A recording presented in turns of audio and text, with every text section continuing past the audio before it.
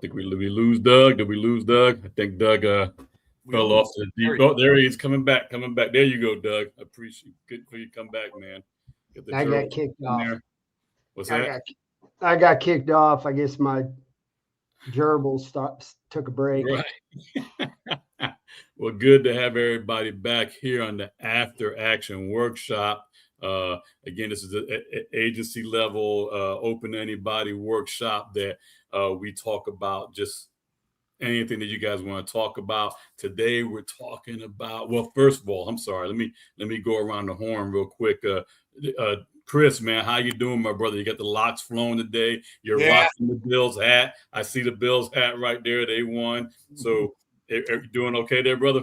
Yeah. So I guess there's a huge nationwide Verizon outage. So I was just on the phone with a couple folks, and the phone went out. So I was like, "Oh shit, am I going to be able to get on with this?" So worked out good. And yes, we'll be playing the Broncos. So Saturday, I think. Yes, I think. We were playing the Pats, but apparently Broncos had a bye. So anyway, that's all. Right. And Dougie Fresh, man, what's going on with you? Not a whole bunch, man. Not a whole bunch. We got some things coming up. We're busy after actions. Again, we're pushing around the country to make sure that we help our first responders. And again, we have the workshop here that is helping to do that, giving a platform for guys to just have that conversation, confidential, no judgment. We're here for that. So today we're going to get right into it because it's one of those things that we realize in our field and what we do in our travels around the country with the different agencies. We're going to talk about the help gap that agencies don't see, right? So we're talking about, because agencies around the country, right? We're seeing where they are providing the EAP and the different resources, right? And trying to I don't want to say check the boxes, but they're trying to do those things that they think are necessary to make sure that it's available to their members, right? But the problem that I think we're talk about this a little bit, the problem that we see or the concern that we see is that while it's there, it's not being used, or they're falling in that gap between maybe making that first call and then not actually getting any resources or any services from those said resources. Does that make sense? You guys have any example of that? You know what I'm talking about? So I actually, and we've decided on this topic before yesterday. So we've been on this, and Marcus helped us, stuff like that. But something interesting came over LinkedIn the other day from Florida's from the FDLE. So they just, and I'll just to quote it so I don't misquote it, has achieved a major milestone in officer wellness and data innovation. New state level methodology provides clear understanding of issues. Officers model that can be replicated nationwide on specifically on officer suicide. And they did a great study. And the study's actually published in there. I forwarded it to a couple people because it's awesome. Interestingly enough, because anytime I see a study that goes out, I look to where they're getting their information from. And this is relatively new, right? And so this is identified. So FDLE identified what everybody's kind of been, there's a gap in services on identifying people in crisis, on what to do when you have somebody in crisis and what happens after, all that good stuff, right?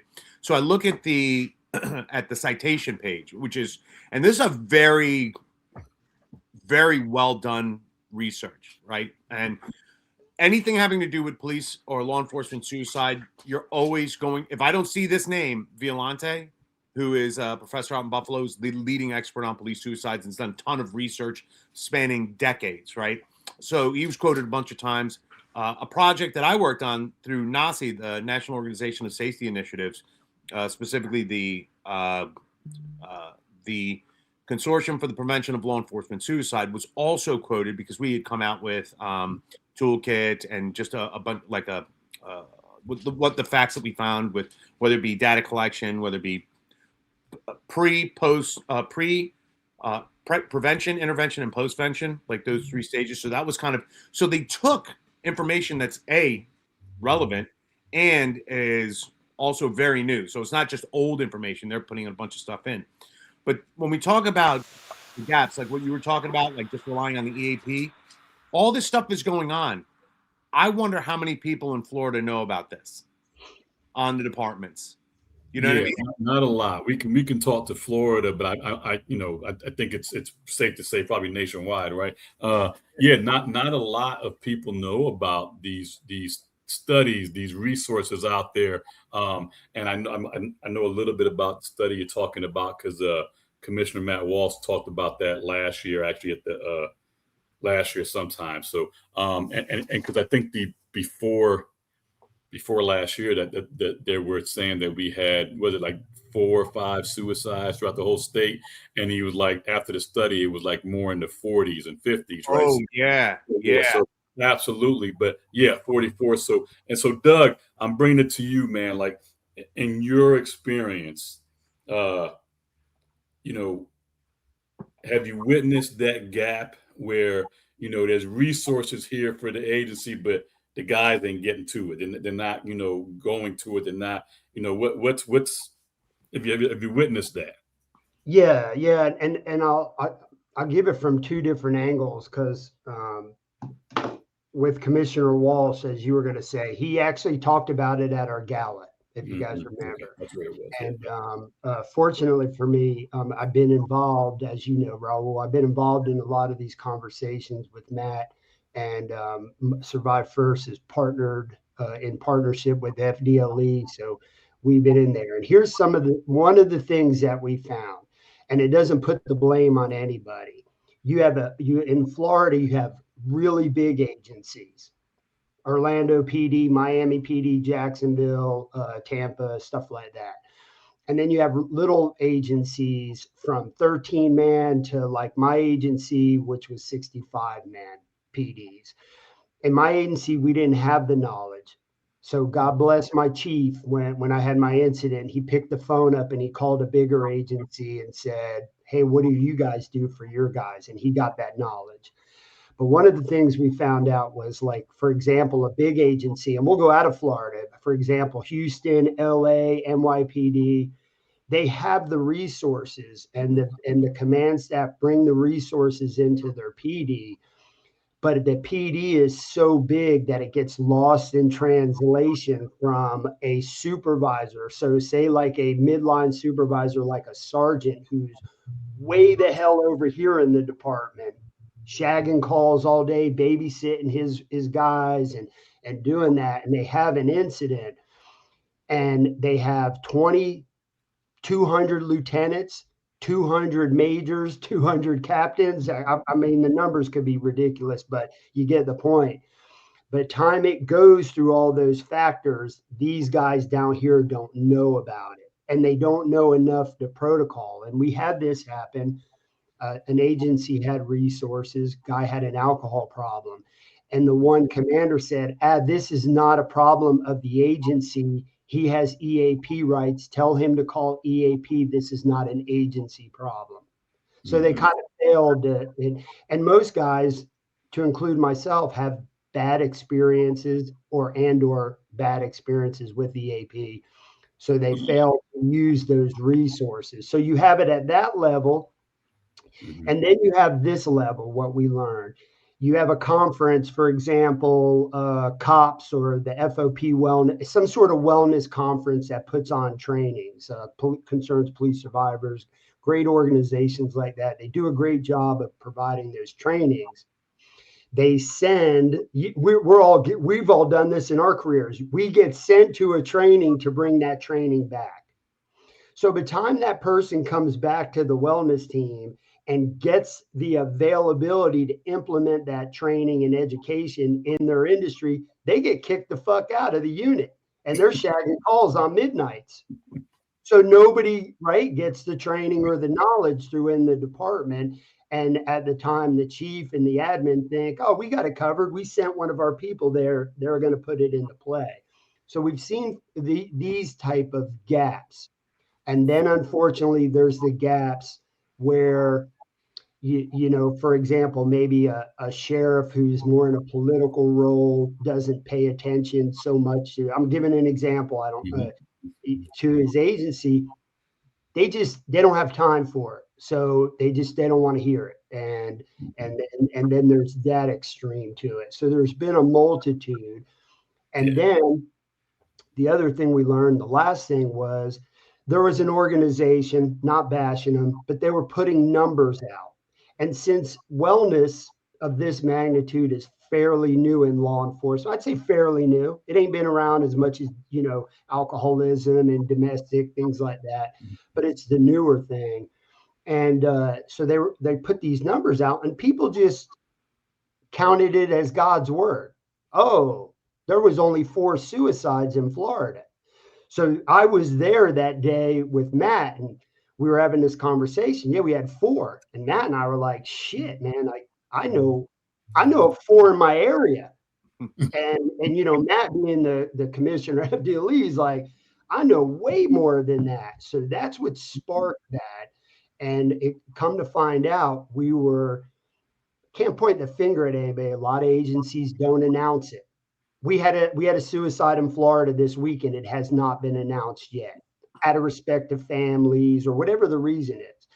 And so that number, that 4 was really 44. That's a really big gap. And so that's why they and us and the team have developed this. So they investigated. Here's the other thing: a lot of people just count working working cops or active duty police officers. They're not factoring in the other law enforcement agencies that are out there. They're not factoring in the cop who retired last Wednesday and drove his car into a tree at 160 miles an hour, single vehicle accident in the middle, those type of things. So that's where really FDLE went into. Let me back us up a little bit in reference to the cops seeking the help, right? And Scal, I'm gonna bring this to you, man. And just to kind of bring back to where we're at here with the gap. Once an officer, is told to go call EAP, is there a gap there? Like what's that been looking like in your experience when they go to? And I can tell you real quick from my quick story. I've heard the stories of guys calling EAP, and then the EAP says, yeah, here goes 10 numbers. Try one of these and see what they, see what works for you. I can get you in 3 weeks. Yeah, and then you call one of those numbers, and that clinician is no longer working. So you're going down a Rolodex, and I say that all the old people know what a Rolodex is, but you go down the Rolodex to hope that somebody picks the phone up. Any stories like that? Any examples like that? 1,000. So there's a couple things that. So let's look at it initially. Somebody's finally reaching out, and by the way, I don't want to miss or underrepresent what that means. There's a first responder veteran that finally decides, that puts all their pride aside to say, I need help. They're struggling, and they get to that. Chris, stay with that. I'm just going to say, add all that into there, because I want to know also, like, what typically prevents a first responder from, reaching out. So go into all that if you just open it up. Yeah. So like one of the number one reasons that I hear is asking for help is going to jeopardize my career trajectory. So getting into a specialized unit, staying where they're at, or making them look weak in the upper echelon, or the people that make decisions for him or her to go different places. Also, on a smaller level or on a closer level, how does everybody that they work with, that they rely on, and they want people to rely on them, how are they going to feel? So there's a lot of potential for, I want to avoid shame, or I want to avoid derailing my career before it even starts, right? So you have that aspect. There's a ton of reasons. Another major reason why I hear a lot of people not, or like one of the second or third reasons I hear people not getting help, is finances, what it costs to get help. So you take all that into consideration, and the person is reaching out, and there's 15,000 other little side anecdotes that go with it, but. So you take all that. Now you're having them call these different places. Now here's the crazy part. EAP as an idea or as a resource is phenomenal. Mm-hmm. The problem is there isn't one EAP. Guys, we've gone to thousands of agencies. Everybody has a different EAP. Some have great ones. Some have crappy ones. Some don't even know their EAP exists. Some are in-house. Some are, outside of their agency. All these different things. So there is no standardization of what that looks like, right? They're doing all this stuff while in crisis. Mm-hmm. And I equate it to this. I was helping my father-in-law, who had lost his wallet. He's a Korean War vet, right? Loses his wallet, loses his military ID, which is the only thing that was like a major concern. When I called the VA, they were like, hey, listen, just have him get online. And he's a Korean War vet. He thinks phones are the future, right? Like, by the way, the help is there for him. And I was fortunate enough that I knew who to call to expedite it and get the stuff in. Right. But imagine if you're in crisis and you're by yourself and you don't want to put your shit out there and you want to reach out. Now you're having to navigate this weird, do I have a good EAP? Do I have a bad one? Who am I talking to? That's another big fear. Like, I don't want to be talking to somebody that it's eventually going to come back to me or all this other good stuff. But what I like to point out to the folks that don't have great EAPs or they don't trust it. First, why don't you trust it? And here's to speak to the most important part. We're waiting until the crisis happens to figure out all the problems. Mm-hmm. How about, and this is one of the great things that I was working with Sherry over, National Director over at FOP, National FOP Wellness and Empowering Peers. We talk about resources in a couple different categories. Specifically, as a peer team, or what we do as a peer team, what are we doing that's proactive? What are we doing that's reactive? What's working, what's not working? So for our end, what's our EAP? I know chiefs and commissioners that don't know the number to the EAP. I know that there's places that don't know what the EAP covers. So let's educate that. There was a comment that was put out a while back on one of the posts I did in LinkedIn or blah, blah, blah. And they were talking about how wellness needs to be part of the culture. You know how that happens? You have to, and I brought this up years ago, wellness initiatives, resources should be part of the promotional process. What that does is it ensures that the people who are in charge of taking care of everybody have to have some semblance of understanding of what resources are available. Because I can't fault somebody who gets promoted to sergeant, lieutenant, captain, whatever, and they've never been, the only thing they're concerned about is a lot of political policies or social media policies, which are important. I don't want to diminish that, right? But there's no conversation about wellness. And not so much the conversation people are talking about all the time. What specifically? I ask every time I go teach somewhere or I speak somewhere, I say, hey, listen, if I came to you and I was struggling, I was like, hey, I thought about killing myself last night. Would you help me? They're all like, yes. What would you do? And no idea. I don't call. I would call this. Or I'd ask you how you're doing. I'm like, great. Who are you calling? Who's taking my gun? What's the procedure? What's your agency's policy? What is the good, bad, or otherwise outcome? I go to get help and I don't really buy into it and I don't change my ways. What happens to me? Or I go in, I buy in, I do great. What happens to me when I come back to work? It's a huge landscape that's very fluid. And so let me ask you really quick here, Chris. I hate to cut you there, but Doug, I'm gonna go into this with you, man. So if what do you think has been the issue for that guy that recognizes he's got something going on? Why? And Chris touched on it, but I know you have some other examples and some other experiences. That guy that knows something's wrong with them. He knows he's angry. He knows he's depressed. He knows he's anxious, and dealing with issues. What was that? Fucking velociraptor. A bird flew by the house, so they go bananas.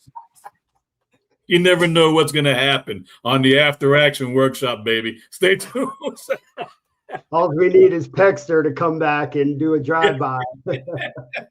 But what I was saying, Doug, is like, yeah. So that guy that recognizes he's got something going on.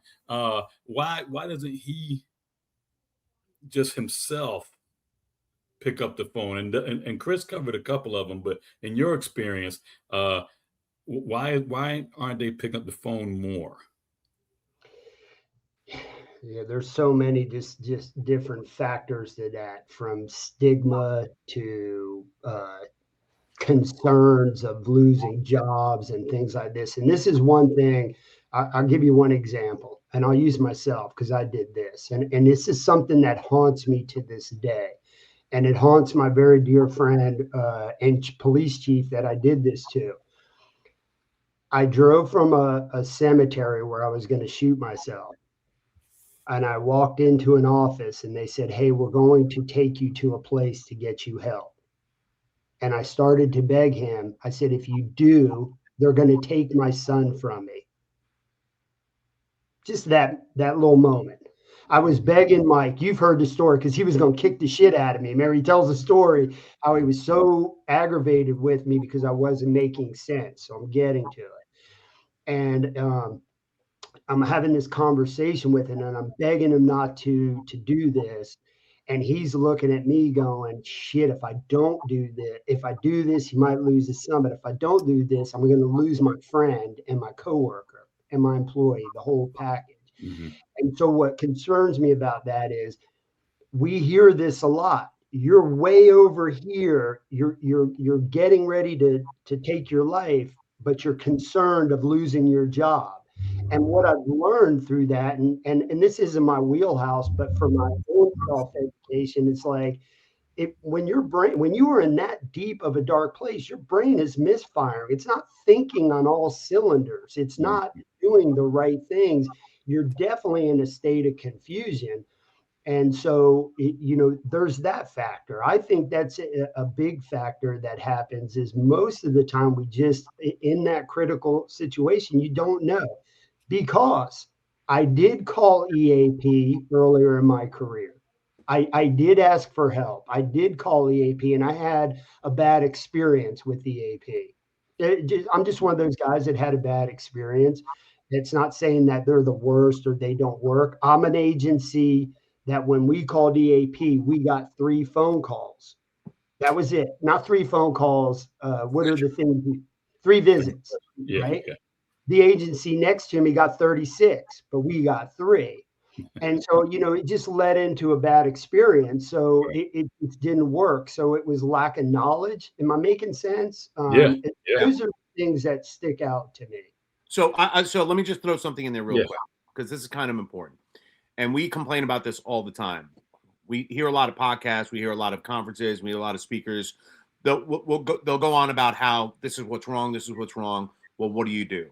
Well, our team, myself, Raul, Doug, and Marky was a big part of it. We put together a pathway flow chart.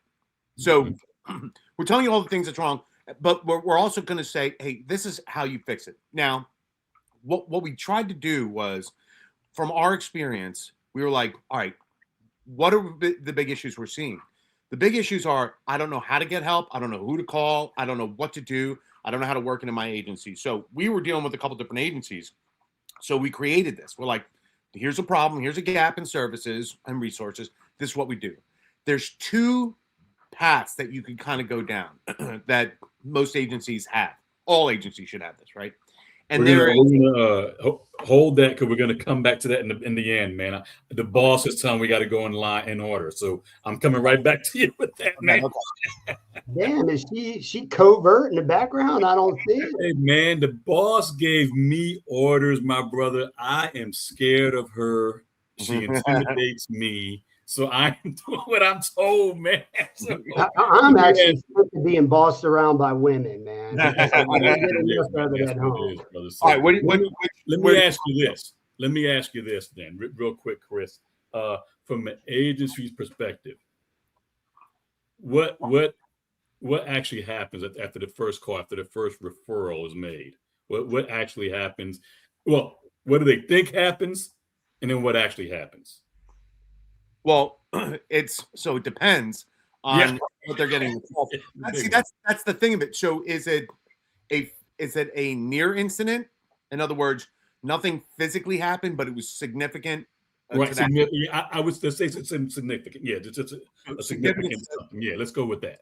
So again, and we just have to go back to basics. A lot of it is understanding what I can't help you if I don't know what you need. That's ultimately what comes down to it. And the problem is we're dealing with folks that they themselves don't know what they need or why what's going on is going on, right? So finding out, talking. So when we get the initial call or somebody like, I need help, I don't know what to do. Were you physically hurt? Is this a administrative kind of jam that you're in? Is it a legal jam that you're in? Is it not a jam at all as far as you're getting in trouble or anything like that, but you're reaching out before something does go sideways? Or has it gone sideways? Or are you in the middle of it going sideways? Right. All those things. But when somebody makes that call, the number one thing they're thinking is, who's going to be notified of my situation? Hands down, is it the chief? Is it my sergeant? Is it my lieutenant? So it's kind of important to understand there is not one, like, if this happens, then this is what happens. There's so many different variants in it that it's important to really grasp what's going on.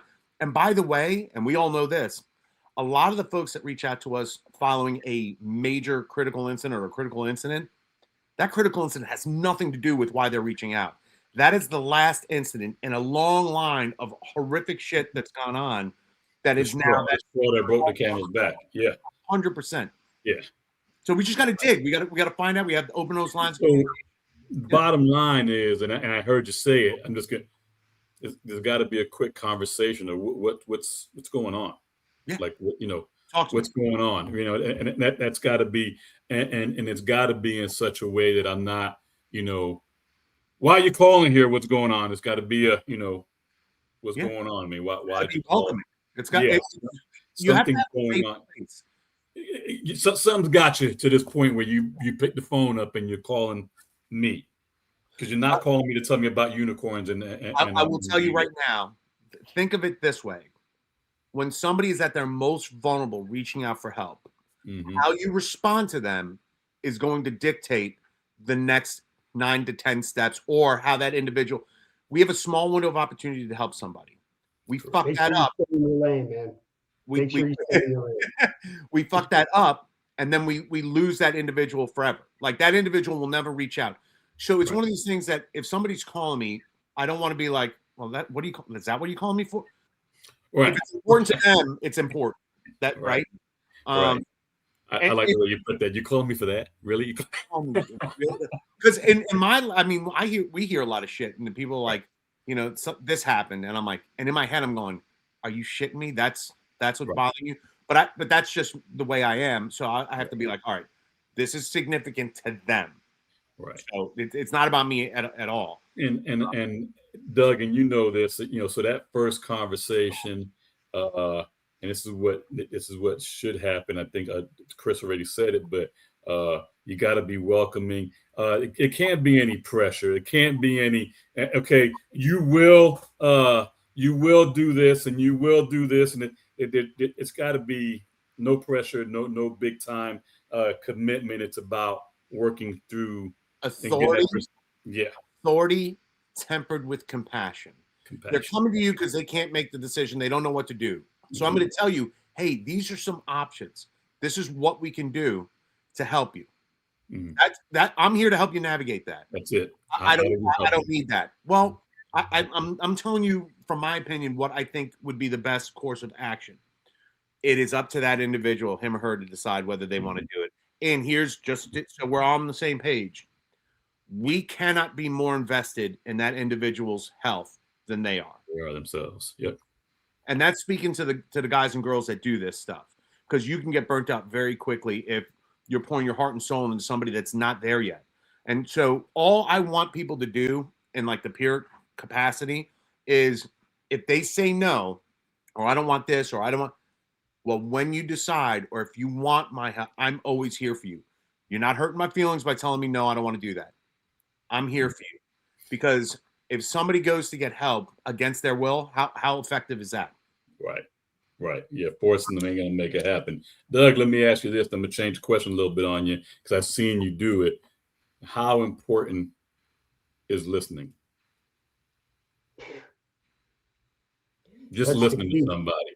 Yeah. And I've heard Chris talk about this. I've seen you do it, and I'm gonna just go ahead and jump a little bit on you, but I've seen somebody call Doug and talk to Doug, and they'll talk to him for 20 minutes, and I heard Doug say about a sentence and a half.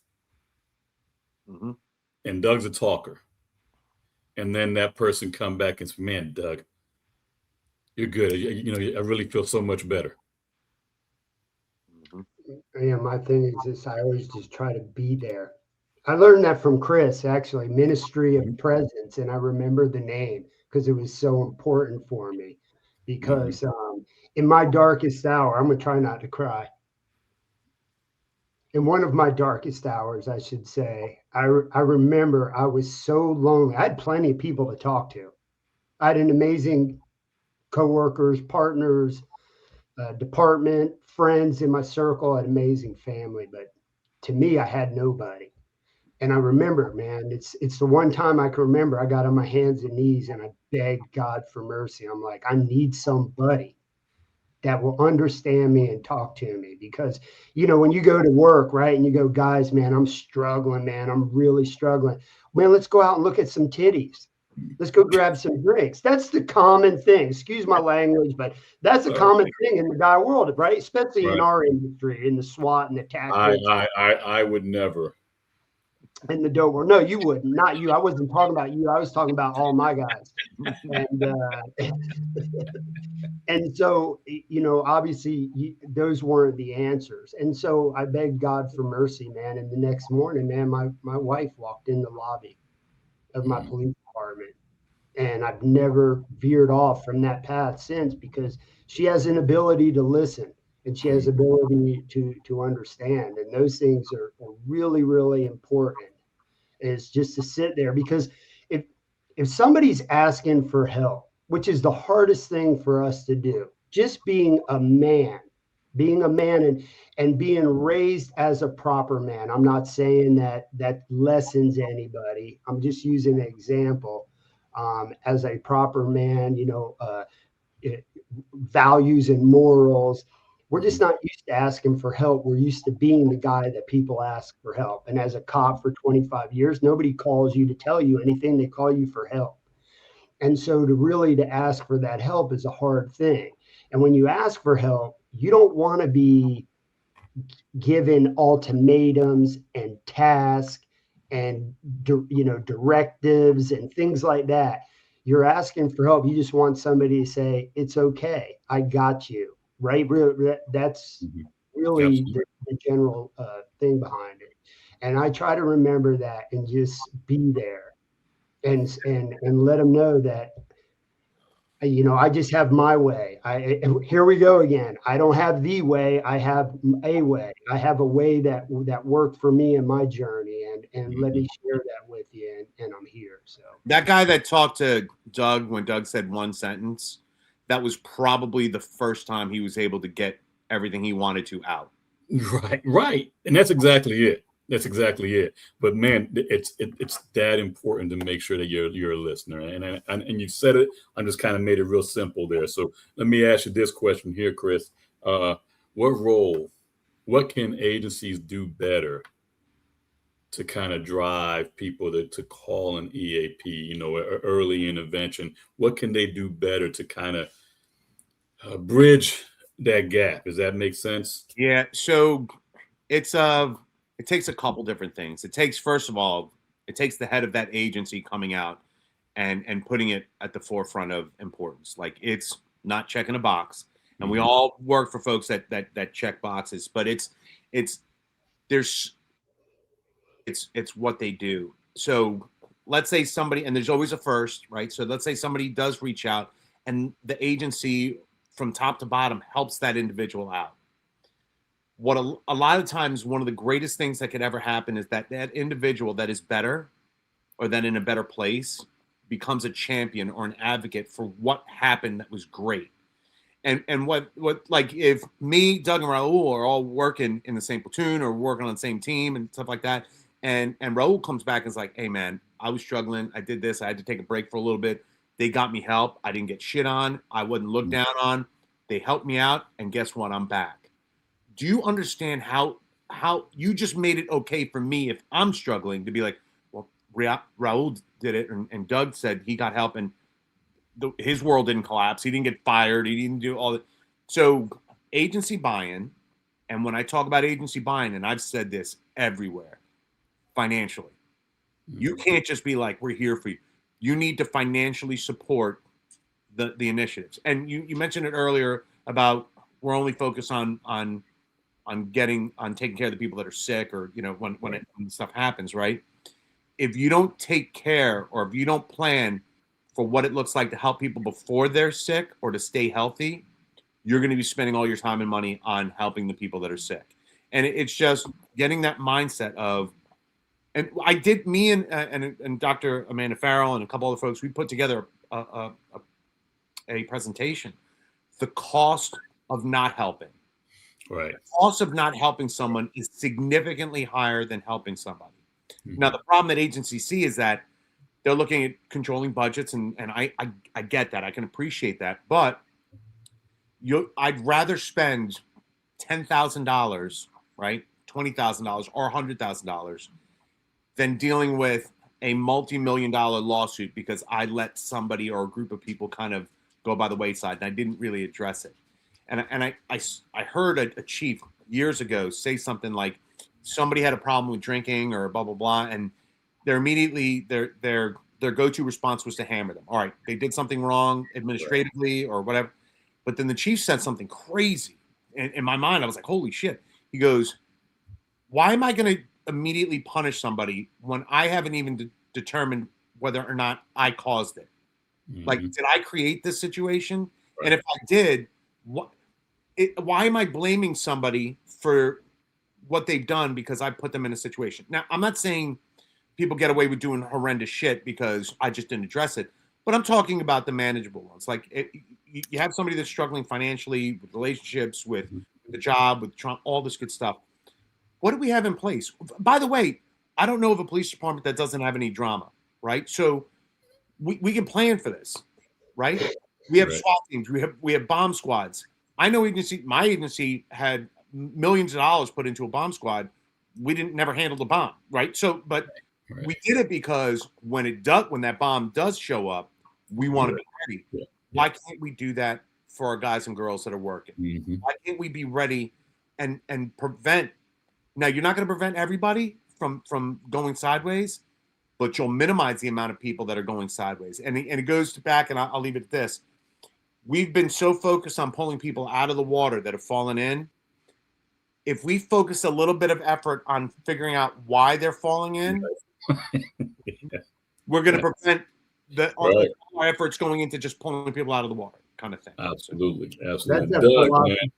Let me tell you this philosophy. It's one of my guys would say, he would always say, that's what smart man would do. We had these, and then our other teammate would say, well, smart man don't work here. That philosophy, right? It sounds pretty simple, but yeah, we and shame on us because that's reactive work, and we all know that reactive, even on the tactical side, is a lose-lose situation. Right. Doug, really quick, man, what's the biggest misconception agencies have about the referral process, and what happens once somebody reaches out? What's the biggest misconception out there, you think, in your experience? I would probably say the aftermath. I deal with that a lot. You and I just dealt with it recently. A guy wanted to go into treatment, but he was told he would be fired. That would be the aftermath. What it looks like for somebody to go there. And I always tell everybody, man, like the year after I came back, and I'm a guy who pulled a trigger with a gun to his head. The year after I came back to work, 1 year, I was Officer of the Year. And as you guys know, it's no easy task to be the top cop. I don't believe in that title, but I got it that particular year. And it was because I was happy and healthy and I was motivated to work again. And I infected my coworkers and the people around me. So, it's that misconception of this guy is ruined or tarnished or will not be able to perform. That would be my answer. Absolutely. And I just I want to throw out there that, and this is the whole thing, is that we don't have to wait for the wheels to fall completely off. And we all know that that's a lot of times what happens, when we get that phone call, like Chris was saying, and you start kind of, hey, like, what's going on? Are you in the middle of the shit, or the shit kind of happened, and now you're getting hammered, or what's going on? And a lot of times the answers to those questions are, yeah, like this happened, and internal affairs, and DUI, and all this shit's kind of happened. We need to do a better job of trying to educate, make it a culture of reaching out a little bit sooner before the wheels have fallen off. So that's what we're trying to get at here. So with that, now, Chris, if you want to jump in and throw just the pathways and everything that we have, and what we've, kind of a streamlined thing, jump into that a little bit for me. So there's a couple things. So we created, with all the shit that's going on and everything that we're seeing where services aren't being met, or people aren't reaching out, or they don't know what to do, and all this good stuff.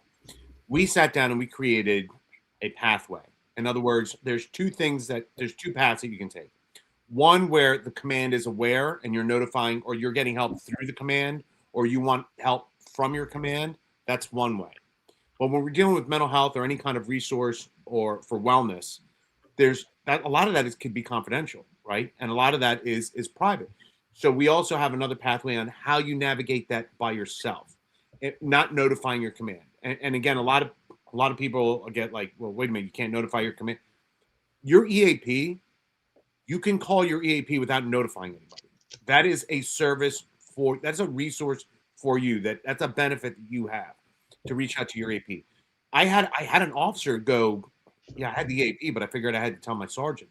I was like, no, you had, this officer was dealing with some postpartum issues, right? And their sergeant, lifelong bachelor, male, didn't really have an understanding of any kind of postpartum issues and child care and all this good stuff, right? So they're like, well, so I never reached out. I'm like, well, the EAP has stuff available for you. Call them. You don't have to call them. So there's those two paths. So the other thing that I would suggest, and I've said this to agencies all over the place, and by the way, when I talk about resources, I'm a big advocate for, if there's a free resource, take it, right? I worked on a project, the Vicarious Trauma Toolkit project. In that project, and it's free, it's online, check out Vicarious Toolkit. Online, there's what's called a VT org. It's the Vicarious Trauma Organizational Readiness Guide. It is a survey that you can give, again, for free. You just use Qualtrics or SurveyMonkey or whatever. Send it to your agency and find out what's going on. And so one of the big things we see is this. Folks at the head of the agency are aware of certain initiatives or resources where the boots on the ground may not have any idea of it. Vice versa, the people on the ground may have great resources that the upper echelon has no idea are kind of going around. The other thing is, a lot of people aren't going to be as familiar with services unless he or she's been involved or needed them. So they'll be like, when we ask you a question, does your agency have this, this, or this? They may not know. And that's not that the agency doesn't have it. It's just that they may not know about it, right? Mm-hmm. Right. So what we need to do is we need to bridge that gap. So you do the survey, you can take that out, get an idea what's bothering you or what's bothering your agency or what are some of the heavy things.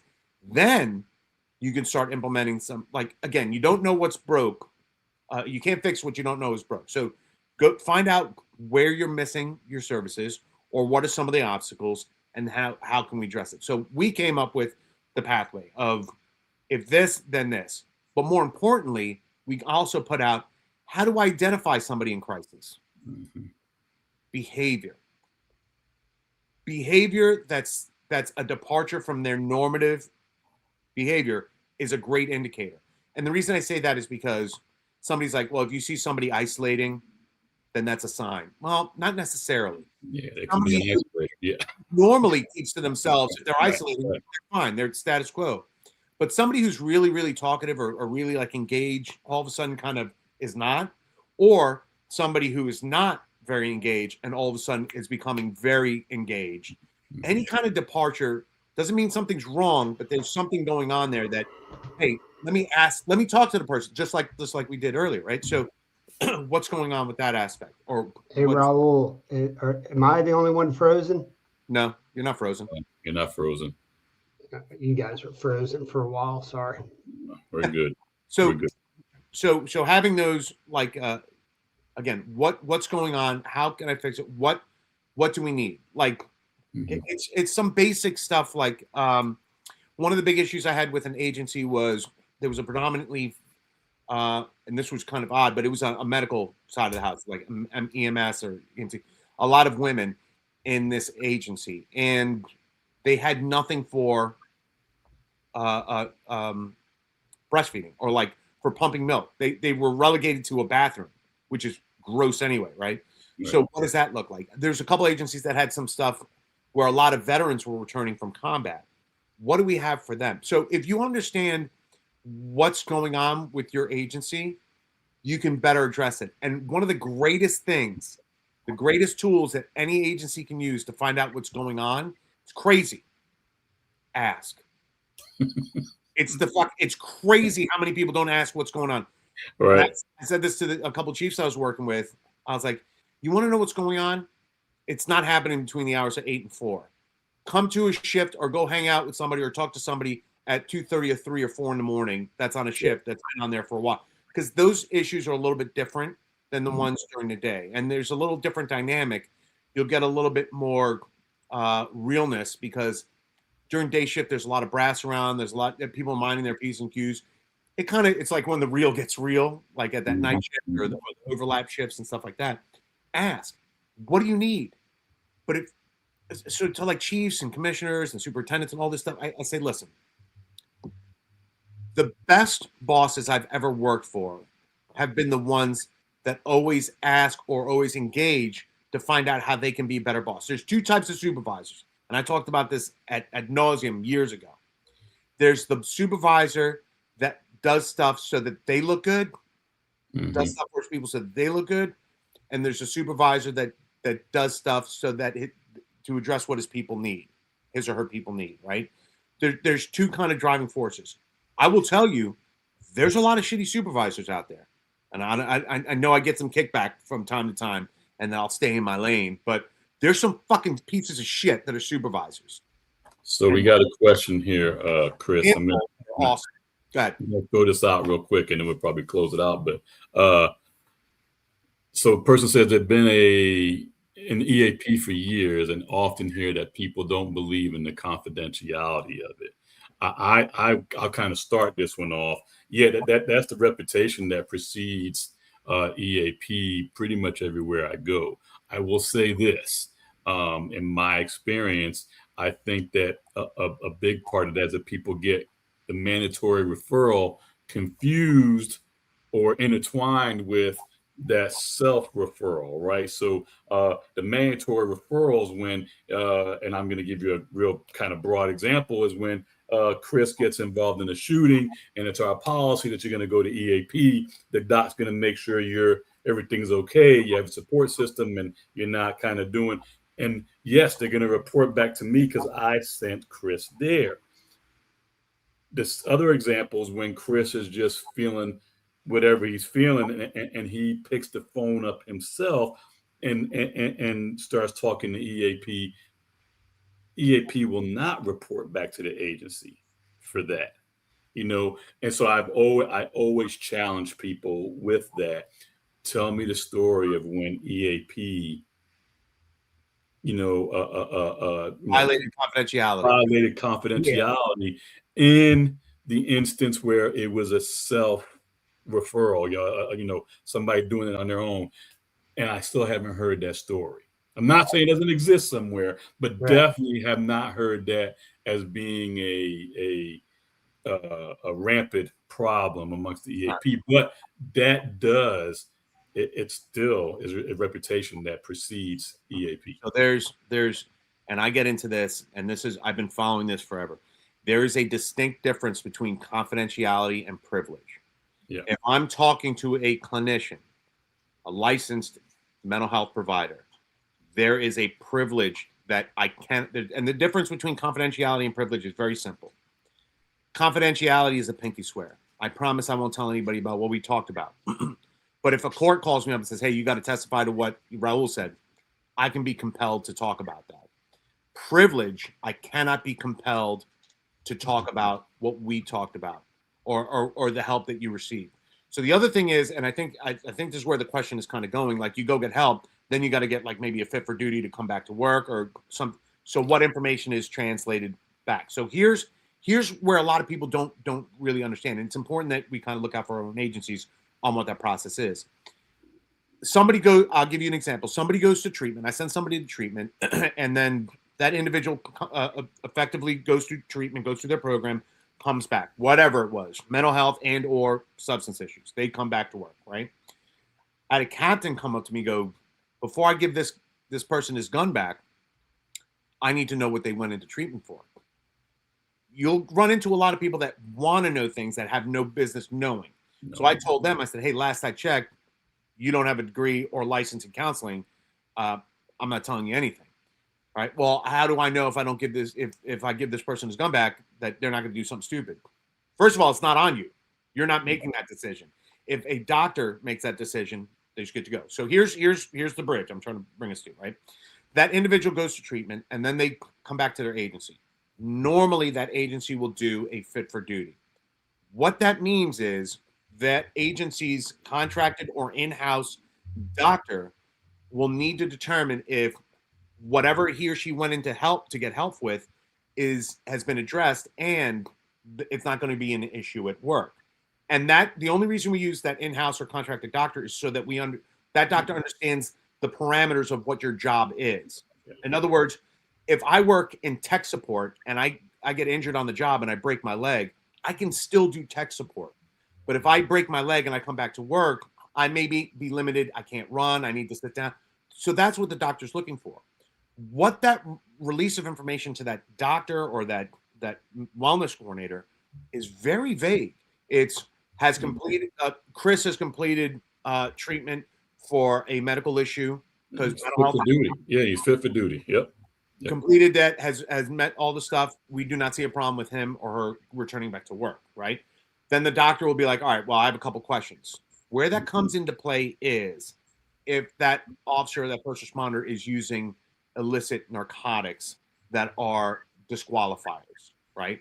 Or engaged in some kind of behavior, because I've worked with folks that had some sexual addictions or some deviant sexuality kind of issues where because of what has gone on, the people, there's some mandated reporting that's going on.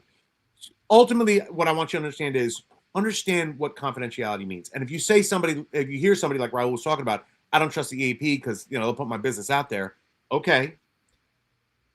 Why are you coming to that conclusion? Was it because Doug told you, hey, I don't trust the EAP because they did me wrong? All right. Well, what did they do wrong? What did they do? Right. What specifically? A lot of times it's hyperbolic, and people are like, I don't trust them just for the sake of not trusting them. I never trust them. Why? Well, because Chris said they're a piece of shit. Well, maybe Chris is right, but can Chris give you an example of why they're a piece of shit? Yeah, that's always been my challenge, right? So I say, so if that's the case, ask, reach out to. By the way, your EAP works for your agency. You don't work for them.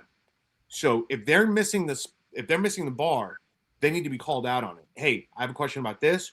You need to do this. What do you do? Put it out, put it on blast. What do you have to tell my agency? That's a great question to ask. What are you mandated to tell my agency that's paying you to take care of it? And once you get that information, that'll kind of squash what's confidential, what's privileged, what they're going to be disclosing, what they don't disclose. But if there's an issue, and by the way, if anybody ever gets any kind of HIPAA violation against them, please include me in on that lawsuit because that is a major, major lawsuit that if somebody violates HIPAA, right? So it's important to understand it. So I think the best thing we could do from top down and bottom up, learn, be a student of your craft, understand what you can do, how you can do it, what you can't do, what will be disclosed, what will not be disclosed. and it's different for every agency. It's kind of similar for most, but some agencies have their idiosyncrasies, or some agencies have their idiosyncrasies that. Yeah, but foundationally, it's pretty basic. You know, the basics are still there, foundational. So yeah, absolutely, you're right on the mark there, man. Right. Hey guys, Hey, we're coming up. Go ahead, Doug. let me ask you guys a quick question, because as I'm listening to all this, and I know it sounds stupid, but wouldn't it be an SOP? Wouldn't that be an easy answer to implement an SOP in your, and if for y'all don't understand, cop talk is standard of operations or whatever they call operating procedures, yeah. Right. Procedures thing. Because I know my agency, we had a freaking procedure on how to take a crap. We literally had a policy on what you would have to do if you needed to use the bathroom and or it was an emergency bathroom. We had 2 different codes you had to call out, right? That type of stuff. Right. We got a procedure for how to put gas in your car, right? If you got to use a credit card, or you got to go here or there if you're on the road, that type of stuff. But do you have a policy in place for that? Because you might not ever run out of gas in your career. You might not ever have a bomb call in your career, but I will promise you this, you will definitely have a traumatic experience in your career. Yeah. It just comes with the fucking territory. So, doesn't it just seem like a simple plan that could be implemented? I think most do. Well, I shouldn't say it's most, but I think a lot do have some type of policy. It's just problem real quick, Raul. Quick. I'm good. I want people to understand, just because you don't have a written policy doesn't mean that there is a policy standard that your agency has been doing. And they'll look at what you've done, what the agency has done in the past. Yeah. It doesn't legally, your agency may have a written policy, but they can look back and be like, this is what we've done, and it becomes an inherent policy. It becomes an unwritten policy, which is binding. Right. And that's what I'm getting at, is that most have I keep saying most, a lot have a policy. Those that don't have a practice that they do. So and the problem with having, not the problem, but those that have a policy probably don't use it a lot. It's like that policy of, just and the problem that we run into is that instead of taking a second, opening the book and reading the policy, we just wing it. We'll go over there and let me know what to say. Yeah. And then we kind of figure, right? So that's and we do that shit all the time as agency heads. When we have the second to, okay, I heard the question, I know where to find this. Let me look it up real quick and make sure we go by the book. We don't do that shit. And the people that don't have a policy, they do exactly what you're talking about, Chris. Well, last time this happened, this is what Chris did. So you get into that kind of shit, right? So yeah, man. Listen, we're coming up on time, guys. Chris did a great job of talking about the pathways and the support resources that we have at After Action. If you need it, just reach out. Yeah, afteraction.care. It's all on there. If you go onto the website, everything's there. Also, our contact information is going to be in the credits. If you or anybody else needs our assistance, no matter what it is, from training, need help getting treatment, therapy, we're here for you. Contact us. We will get back with you. Anything you guys want to finish up with? Are we good? I'll just say, you don't have you can always call us when there's crisis. Yes. We are also available to talk about what happens before there's a crisis, or what to anticipate. So we're here to help you figure out what you can do if there is something, or when there's something that's going to go on. We can help you as it's going on, and we can also help you. Hey, listen, we've done this, and this, and it's afterwards. What do we do now? What are some of the resources available after, the resources that we provided there? So we're there before, during, and after. So please don't hesitate to reach out to myself, Doug, or Raul, individually or all together, or again, check the website. And I'm happy to share the Pathways PDF that we've created. And again, it's a team effort. A big shout out to Marky, who kind of did it. Like, it's a really great virtual flip book. It's phenomenal. Yeah, it's pretty freaking cool, man. Or also, just to add to that, it's designed for the individual, the commands, but also the frontline supervisor. What does he or she need? And what questions? I thought you were going to say it's designed for dumb guys like me and Doug. 100%. Even we can figure it out, so anybody be able to do it, man. So, no. And with that, guys, appreciate you. Take care. Thank you. Good night. Have a good one.